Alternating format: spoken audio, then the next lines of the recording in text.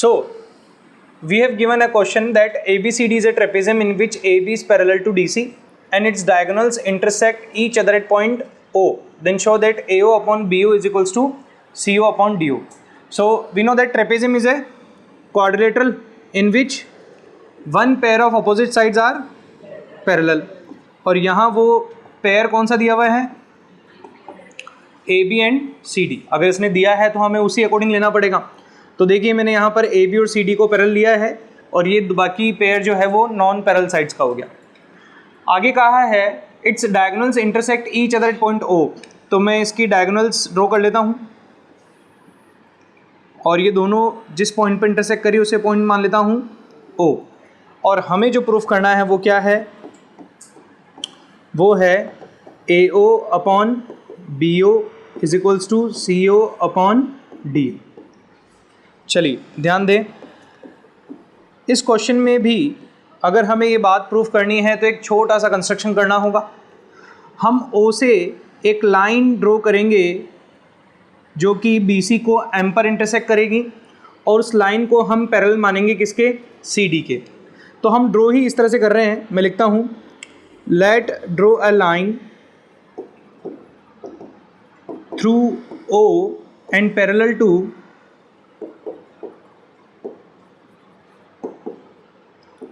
CD which intersect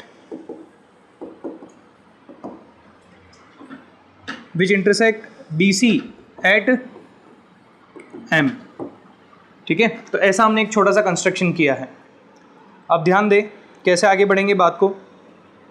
तो see here, मैं triangle CDB की बात करता हूँ पहले आपसे.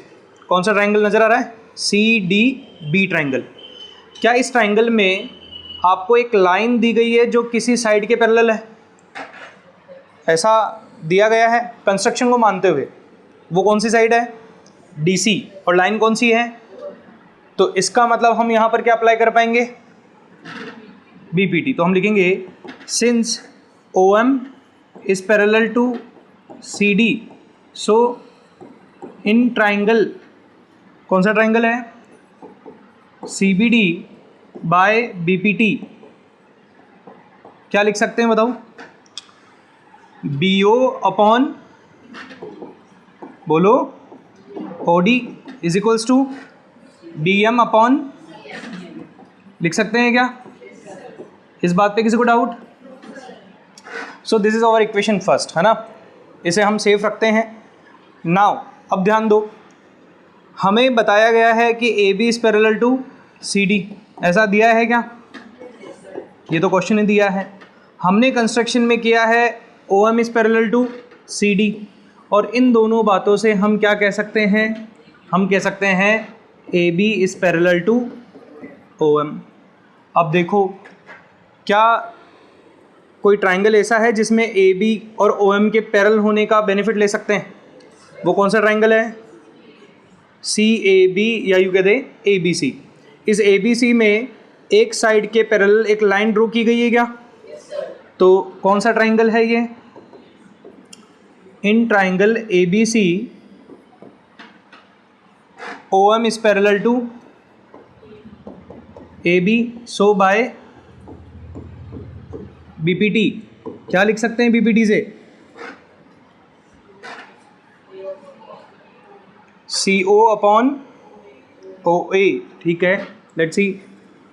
CO upon OA equals to, बताओ, CM upon MB. CM upon MB. Okay, it is equation second. अब आपको इक्वेशन फर्स्ट और इक्वेशन सेकेंड दोनों को एक साथ देखकर समझना है कि इन दोनों इक्वेशन से हम क्या बात निकाल सकते हैं.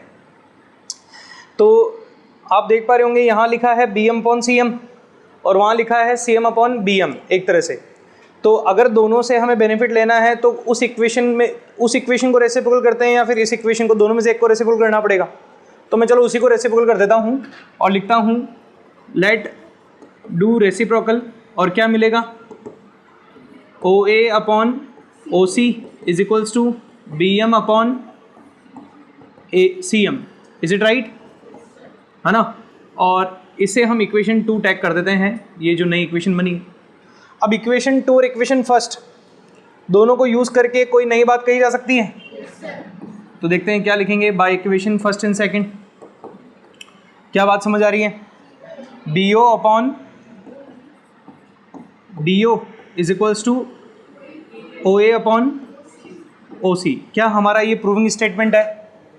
नहीं, ये तो प्रूविंग स्टेटमेंट नहीं है। फिर क्या करें? ये रिलेशन अगर हमारे पास है तो हम यहाँ से इन दोनों को आपस में इंटरचेंज कर सकते हैं क्या? तो लिखेंगे O C upon O D is equals to O A upon O B, और यही हमारा प्रूविंग स्टेटमेंट भी है ना? तो जैसे आप क्रॉस मल्टीप्लाई करते हो वैसे क्रॉस इंटरचेंज भी किया जा सकता है। एक तरफ का न्यूमरेटर और एक तरफ का डिनोमिनेटर आपस में क्या कर सकते हैं? इंटरचेंज हो सकते हैं। नॉर्मल बात है ये तो, ठीक है। तो इस तरह से हमारे पास ये प्रूविंग स्टेटमेंट आ जाता है और ये क्वेश्चन हमारा सॉल्व हो जाता है। बहुत